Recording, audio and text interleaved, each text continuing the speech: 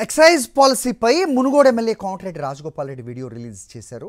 Video మరోసారి ప్రభుత్వ excise విధానాలను ఎత్తి చూపినట్టుగా ఉంది. సో అసలే రాజగోపాల్ చేస్తున్న విమర్శలు ఈ మధ్య కాలంలో చర్చనీయంగా మారిన విషయం కూడా తెలిసిందే. ఎక్సైజ్ పాలసీని మార్చాల్సిందేనంటూ కూడా ఆయన వ్యాఖ్యానించినట్టుగా తెలుస్తోంది. ప్రజల ఆరోగ్యాన్ని పాడు చేసే బదులు మెరుగుపరిచేలా ఏ విధంగా పనిచేయాలో అదే తీరుగా ప్రభుత్వం పనిచేయాలి అంటూ కూడా హితవు పలికినట్టుగా తెలుస్తోంది. ఈ వైన్ షాప్స్ విషయంలో మునుగోడులో నా సూచనలు పాటించాల్సిందే అంటూ కూడా రాజగోపాల్ రెడ్డి వ్యాఖ్యలు కనిపిస్తున్నాయి. పదవి ఉన్నా లేకపోయినా ఒకటే, నేను నా నియోజకవర్గ ప్రజలకు నేను అందుబాటులో ఉంటాను, నా సేవలు వాళ్ళకి ఉంటాయి ఎప్పుడు అన్నట్టుగానే ఆయన మాట్లాడుతున్నారు. అన్ని ప్రాంతాల్లో నడిచినట్టు మునుగోడులో నడవనీయను అంటూ కూడా ఆయన వ్యాఖ్యానించినట్టుగా తెలుస్తోంది. నా నియోజకవర్గం మునుగోడు నియోజకవర్గంలో మాత్రం నేను మాత్రం ఎట్టి పరిస్థితుల్లో నేను నడవలేను.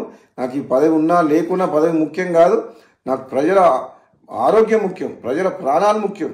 టెండర్ లేచి వైన్ షాప్ వాళ్ళకి ఏం చెప్తున్నామంటే, మీరు టెండర్ లేదలుచుకుంటే వైన్ షాపుల పక్కన పర్మిట్ రూమ్ అని ఉంటుంది, అది మా డే టైంలో తాగుతుర్రు. అక్కడికి వచ్చి అక్కడ అందరి చుట్టుపక్కల ప్రాంతంలో అందరికీ ప్రాబ్లమ్స్ అవుతున్నాయి. అక్కడ పర్మిట్ రూమ్ అనేది ఉండదు మా మునుగోడులో, మేము నడవలేము అని చెప్పినాం.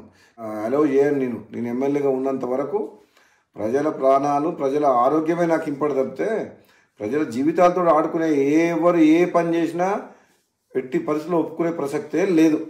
ఊరు బయట ఉండాల్సిన వైన్ షాపు ఊరు సెంటర్లో ఉంటుంది. బెల్ షాప్లోకి అమ్మొద్దంటే మళ్ళీ దొంగసాటుగా బెల్ షాప్లో అమ్ముతుండ్రు, అది అమ్మొద్దని చెప్తున్నా.